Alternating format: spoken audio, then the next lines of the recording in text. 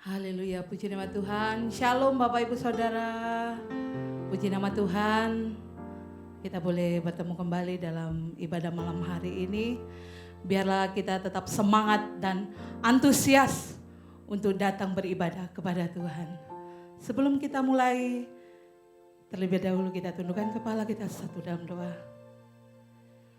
Terpujilah Engkau, Allah kami yang hidup, Raja di atas segala raja, yang kami panggil di dalam nama Tuhan Yesus Kristus. Terima kasih Bapa untuk segala kebaikan-Mu, penyertaan-Mu, perlindungan-Mu bagi setiap kami. Malam hari ini Tuhan, kami datang untuk memuji, menyembah, meninggikan nama-Mu Tuhan. Kau berkati ibadah kami malam hari ini, dari awal pertengahan hingga akhirnya. Roh Kudus Engkau bebas beracara sebebas-bebasnya, menjamah setiap kami. Kami yakin dan percaya bahwa hadirat-Mu Tuhan tidak dibatasi oleh ruang dan waktu. Terima kasih Bapa, terpuja-pujilah Engkau Yesus. Kami habiskan ibadah kami malam hari ini dengan mengucap syukur di dalam nama Tuhan Yesus Kristus, Juru Selamat kami yang hidup. Haleluya. Amin. Puji nama Tuhan. Saya undang kita bangkit berdiri. Kita akan naikkan pujian sukacita. Haleluya.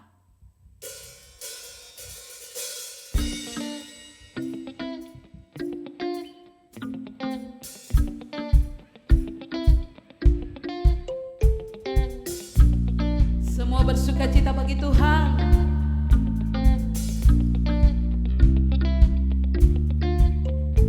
Kasih yang begitu besar, lebih kuat dari dosa.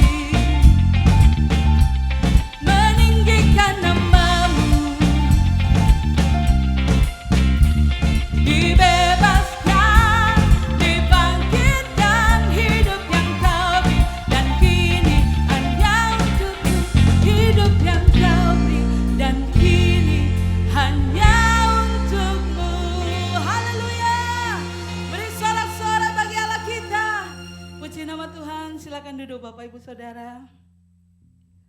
Haleluya. Kita tetap dalam hadirat Tuhan. Kita siapkan hati kita. Terima kasih Bapa. Terima kasih Tuhan Yesus. Sungguh Engkau Bapa kami yang setia. Engkau Bapa kami yang mulia. Haleluya.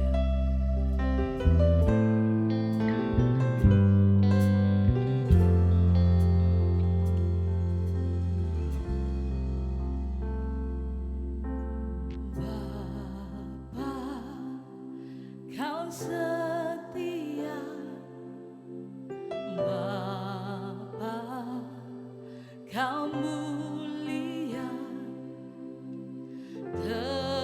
Tenanglah jiwaku, aman bersamamu.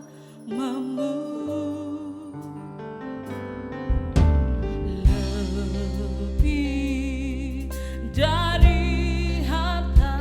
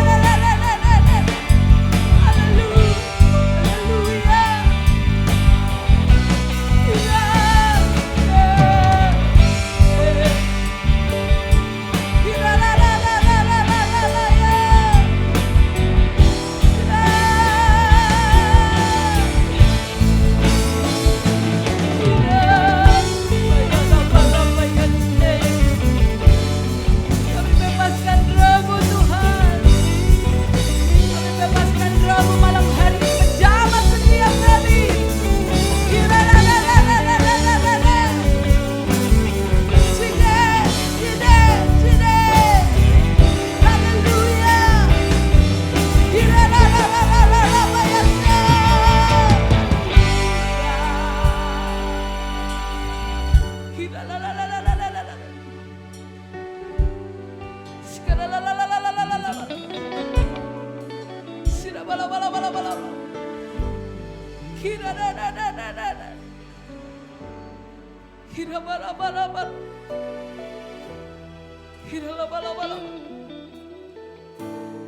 Kami membuka hati kami, Tuhan. Kami terima jaman kuasa-Mu. Kami terima lawatan kuasa-Mu malam hari ini, Tuhan.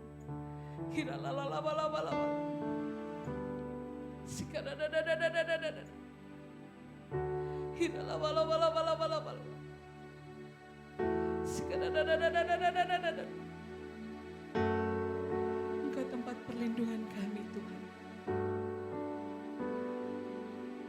Engkau gunung batu kami. Engkau sumber pertolongan kami, Tuhan. Sebab Engkau Bapa kami yang setia. Engkau tidak pernah meninggalkan setiap kami.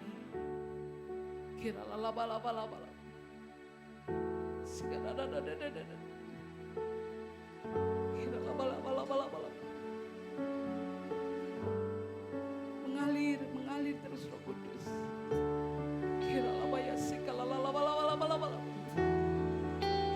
Jamah setiap kami, Tuhan. Jamah setiap kami.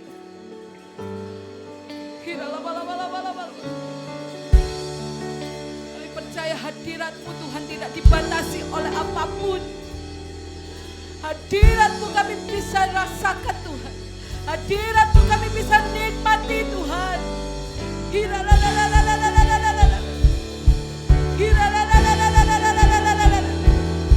Hadirat-Mu, hadirat-Mu, Tuhan, bisa menembus ruang dan waktu.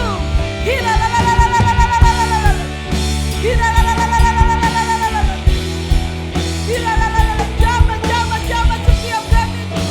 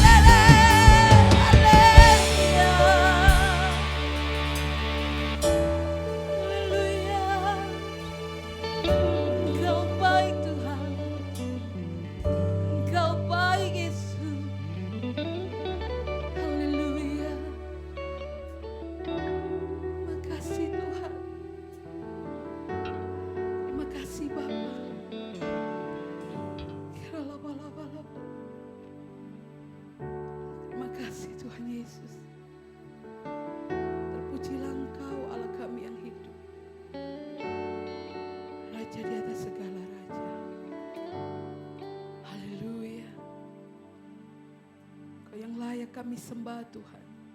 Hanya Engkau, Yesus. Haleluya. Haleluya.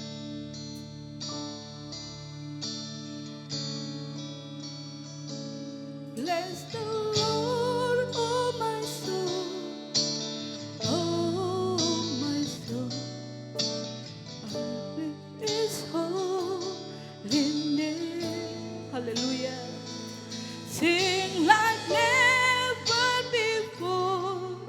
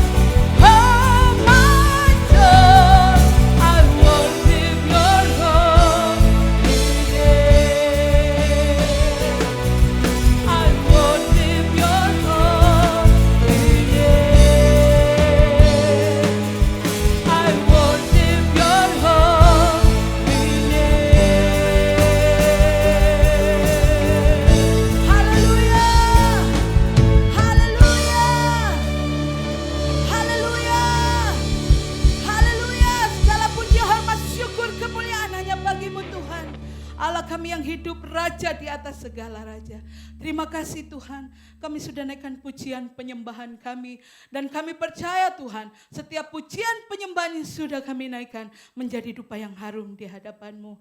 Tiba saatnya Tuhan, kami akan mendengarkan firman-Mu. Biarlah Tuhan kami boleh duduk diam seperti Maria, mendengarkan sabda firman-Mu. Engkau berkati hamba-Mu yang akan menyampaikan isi hati-Mu.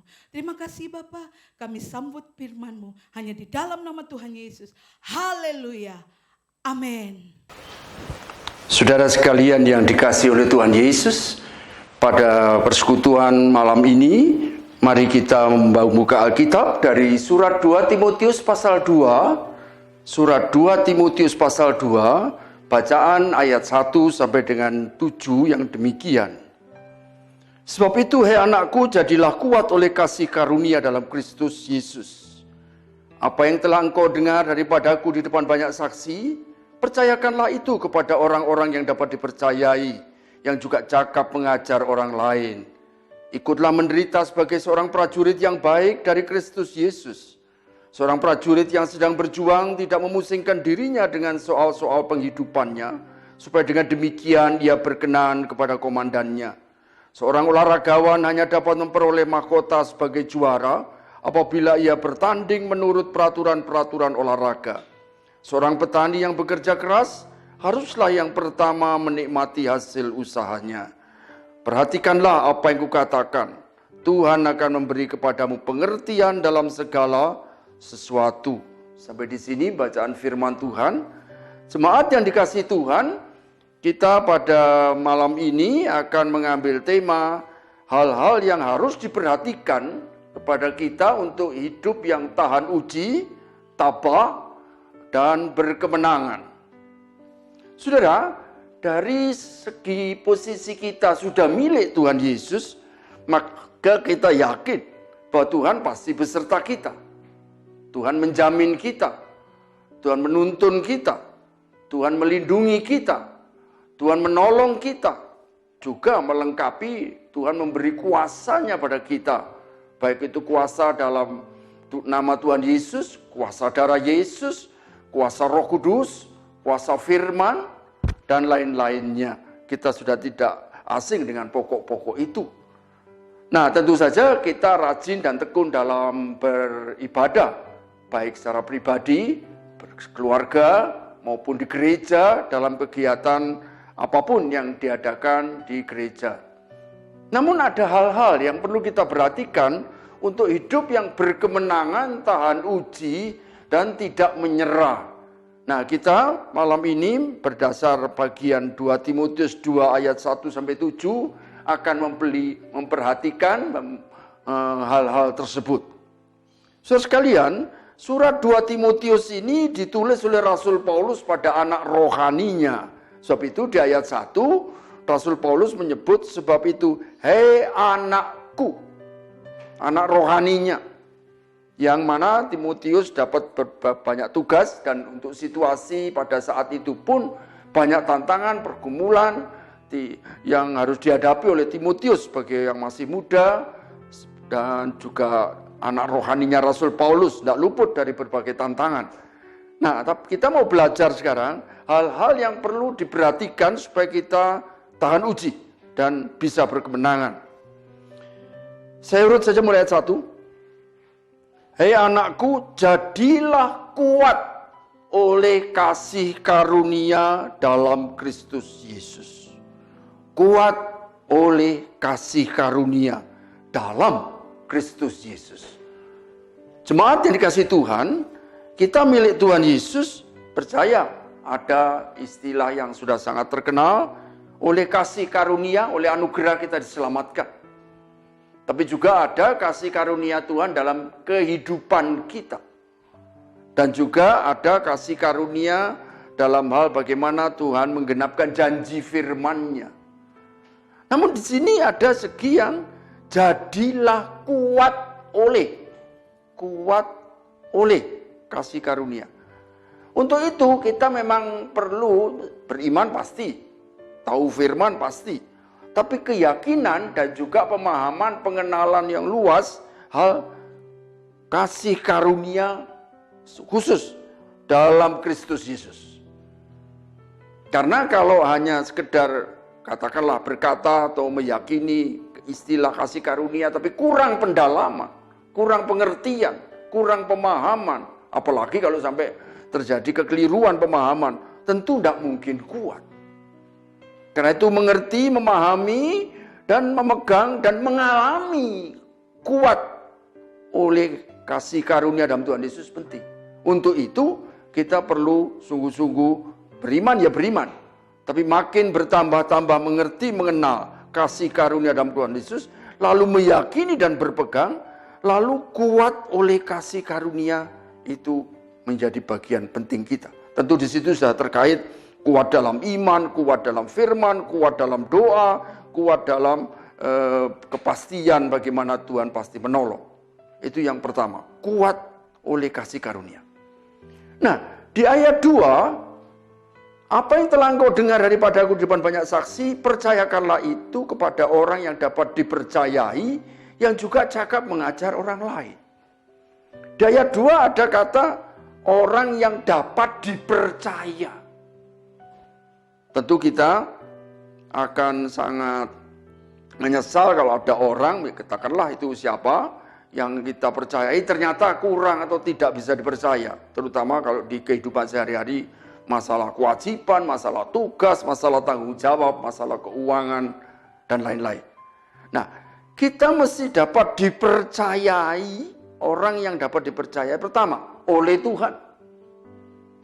Kedua, oleh keluarga, di keluarga masing-masing. Dan kalau di gereja, apa yang dipercayakan? Talenta, bidang apa? Dapat dipercayai. Juga tentu yang tadi saya sebut, masalah keuangan. Jangan sampai terjadi misal yang cukup marak didengar, kita lihat dari televisi atau dari surat kabar, loh kok korupsi? Loh uang instansi kantornya kok diselewengkan dan ini dan itu. Kita jangan termasuk yang tidak dapat dipercayai, tapi kita sebaliknya termasuk orang yang dapat dipercayai. Yang kedua di ayat 2, yang juga cakap mengajar orang lain. Mengajar itu ada salah satu jenis talenta ya, sebagai guru.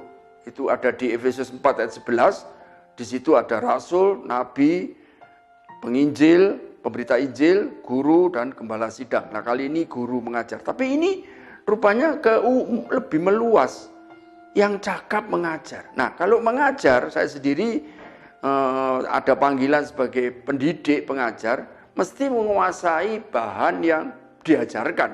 Jangan sampai misalnya ngajar ilmu pengetahuan bidang fisika atau bidang matematika atau yang lain, ternyata tidak ngerti, tidak menguasai. Tentu tidak bisa jadi pendidik pengajar, tidak tahu apa-apa atau salah pengertiannya. Nah, untuk itu, untuk cakap mengajar, apa yang diajarkan? Dan bertanggung jawab, pengajarannya harus benar.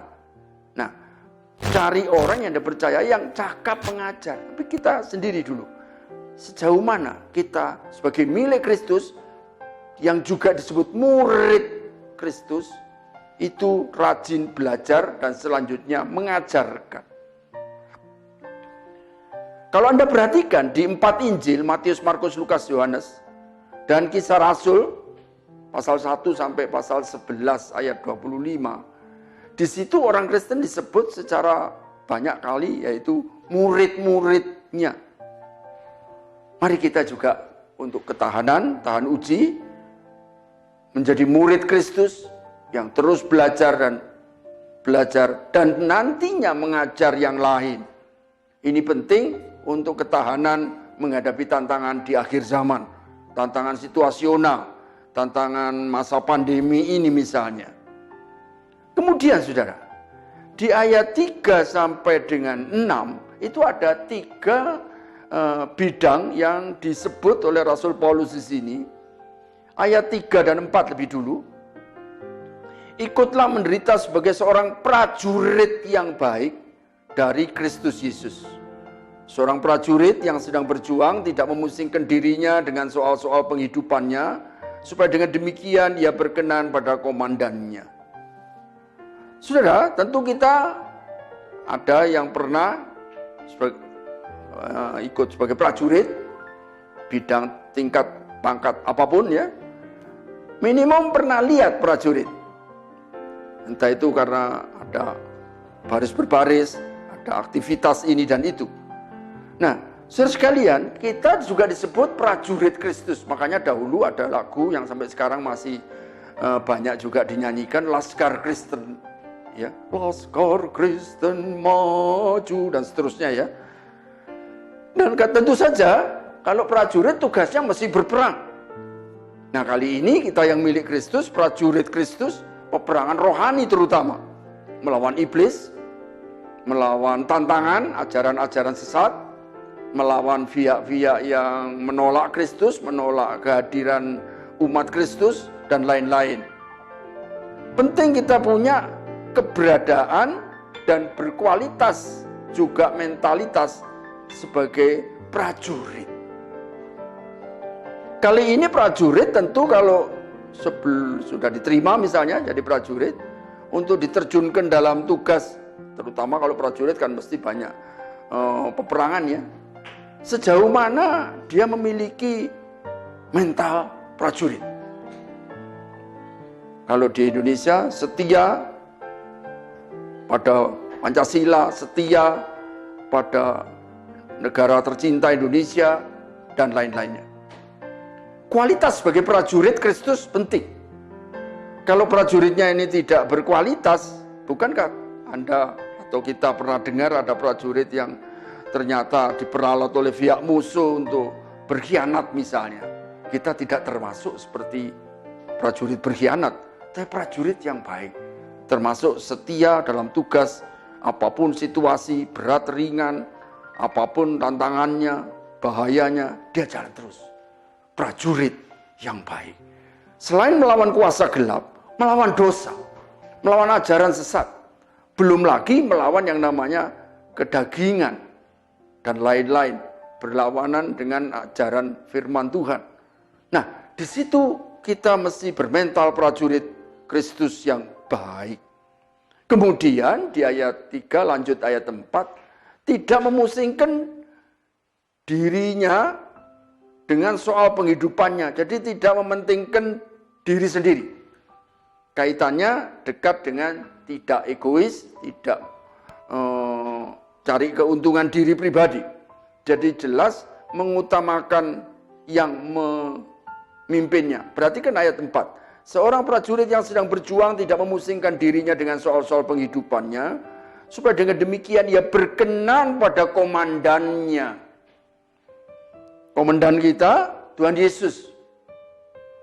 Tuhanlah Panglima. Nah, untuk itu berkenan pada Tuhan jadi penting sekali. Karena dalam situasi yang sulit, situasi yang tidak nyaman, situasi yang mungkin ada ajaan untuk kompromi dan lain-lain, godaan cukup banyak. Nah, dalam hal itulah kita diuji sejauh mana mengasihi Tuhan Yesus dengan segenap hati, segenap akal budi, segala kehidupan, sejauh mana. Berkenan tentu saja dalam menjalankan tugas sebagai prajurit Kristus, yaitu dengan sesuai firman Tuhan. Karena kalau lengah, bisa terjadi, wah sudah saya pakai campuran saja, pakai cara ajaran lain juga, campur-campur. Tentu bukan itu kehendak Tuhan. Kita dikehendaki berkenan pada sang komandan, yaitu Tuhan Yesus. Dan tentu sambil tidak mementingkan diri sendiri, sedia berkorban, sedia mengalami apapun yang terjadi, dalam posisi dia bertugas dengan baik, sebagai prajurit yang baik, prajuritnya Tuhan Yesus. Sudahkah kita jadi prajurit seperti itu? Dan sebagai prajurit ada komandannya. Kalau kita lihat di sekitar kita, katakanlah ada komandan regu, komandan peleton, ada komandan batalion, lebih tinggi, resimen, dan sebagainya ya Pak. Nah, dalam hal seperti itu, ada kesatuan ya. Kesatuan prajurit. Maka itu kesehatian, kesatuan sebagai milik Kristus. Di keluarga, di gereja di mana bergereja penting sekali. Maka jangan menjauhkan diri dari kebaktian persekutuan, dan lain-lain yang tentunya akan dipimpin oleh Bapak Gembala Sidang. Nah, jadi di situ sebagai prajurit.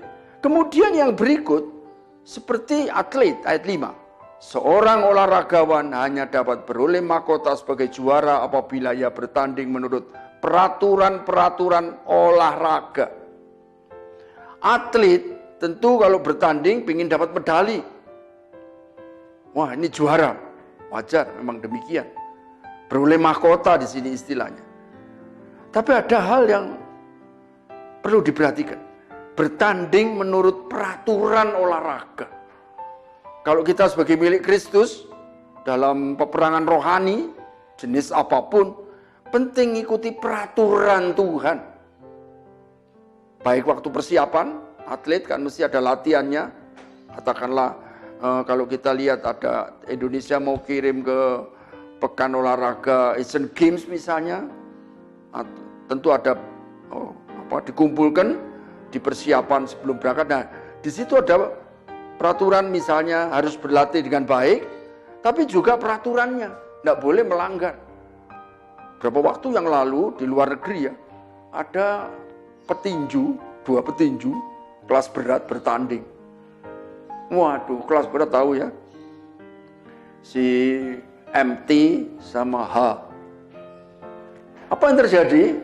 Si MT ini mungkin posisinya kalah, lalu apa? Hampir kalah. Dia lalu melanggar peraturan. Telinganya si petinju kelas berat inisial H tadi digigit. Gitu saja, ya sampai luka. Dia didiskualifikasi. Kenapa? Tidak nuruti peraturan olahraga tinju. Ada juga yang lain. Lomba atletik lari 100 meter. Waduh, waktu itu ternyata dimenangkan oleh inisialnya BJ.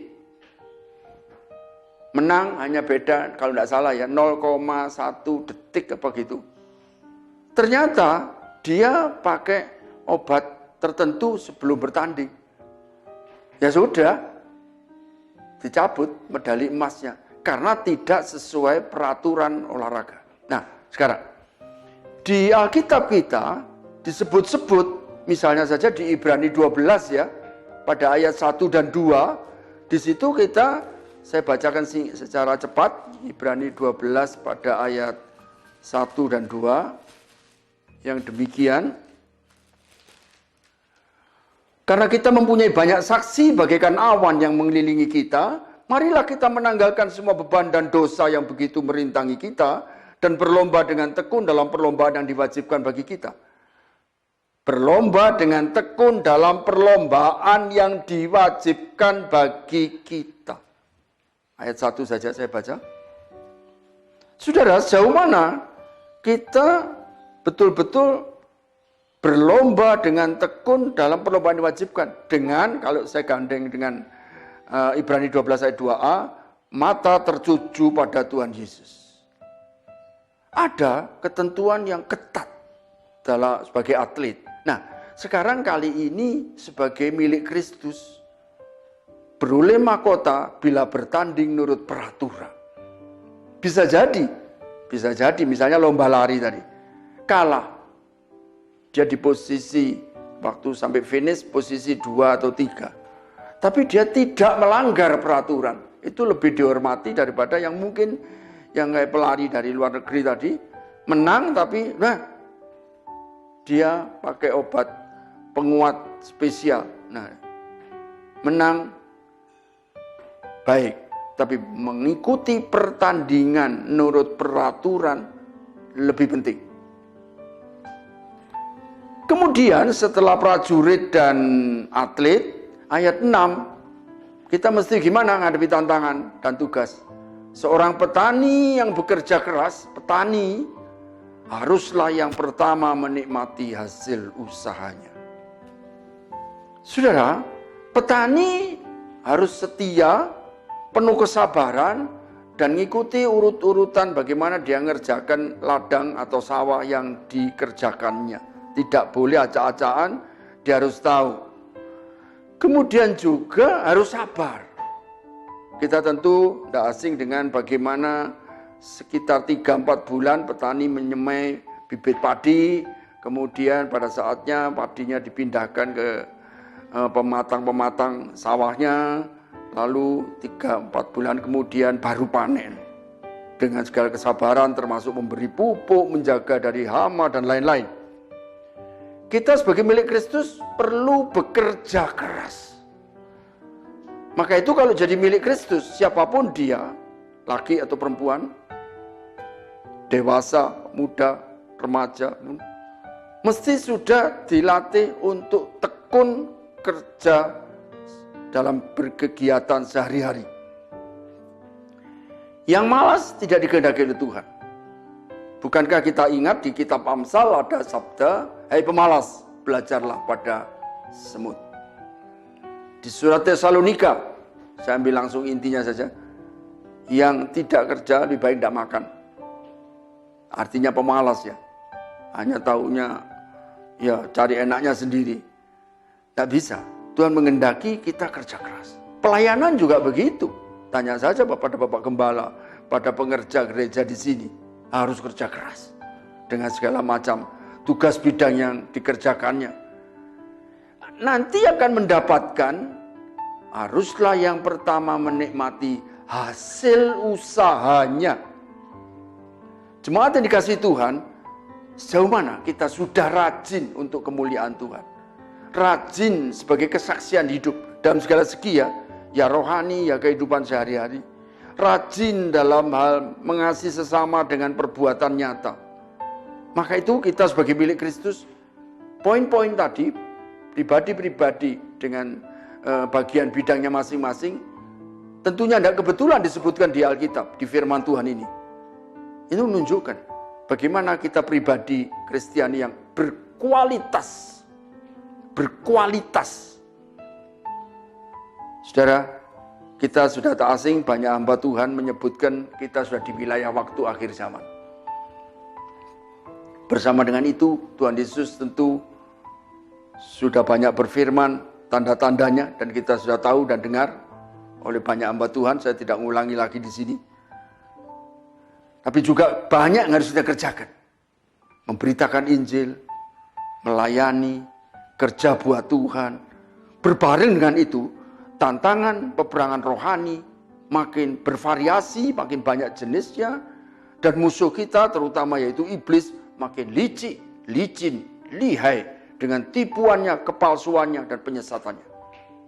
Maka itu, mari di dalam kegiatan doa malam di gereja ini, gereja GBI Family Blessing ini, kita semua, saya ulang garis besarnya, mulai pasal 2 ayat 1 dan berikut, kuat oleh kasih karunia dalam Tuhan Yesus. 2, menjadi orang yang dapat dipercayai dan juga dapat mengajar yang lain. Jadi meneruskan untuk juga dapat dipercayai yang kita ajar. Ini ketiga. Keempat, mari kita menjadi prajurit Kristus yang baik. Prajurit yang baik dari Tuhan Yesus. Yang tidak mementingkan diri, tapi mementingkan berkenan pada komandannya.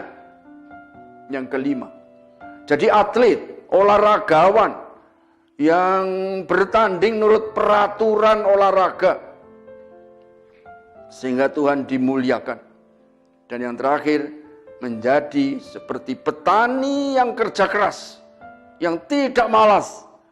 Tuhan pasti memberkati, dan tersebutkan petani yang bekerja keras yang pertama menikmati hasil usahanya. Mari saudara sekalian, dengan poin-poin tadi, kita dikehendaki Tuhan menjelang kedatangannya kedua kali, dan sekaligus saat-saat ini penuh tantangan dan pergumulan ini kita bisa berkemenangan. Tuhan Yesus dimuliakan, dan kita menjadi miliknya yang dikasihi Tuhan dan diberkati oleh Tuhan. Kita berdoa dalam nama Tuhan Yesus. Mari kita berdoa. Tuhan Yesus, kami bersyukur untuk anugerah Tuhan, kami sudah diselamatkan oleh kasih karunia. Kami sudah Dikau tebus, sudah dipulihkan. Dan kepada kami melalui surat 2 Timotius 2 ayat 1 sampai 7 ada pesan-pesan firman Tuhan supaya kami kuat oleh kasih karunia Tuhan Yesus. Kami menjadi pribadi-pribadi yang dapat dipercayai terutama oleh Tuhan dan oleh sesama kami. Dan juga kami bisa mengajar orang lain, mengajar yang baik, mengajarkan firman, mengajar berupa teladan. Kami juga menjadi seperti prajurit yang baik dari Tuhan Yesus.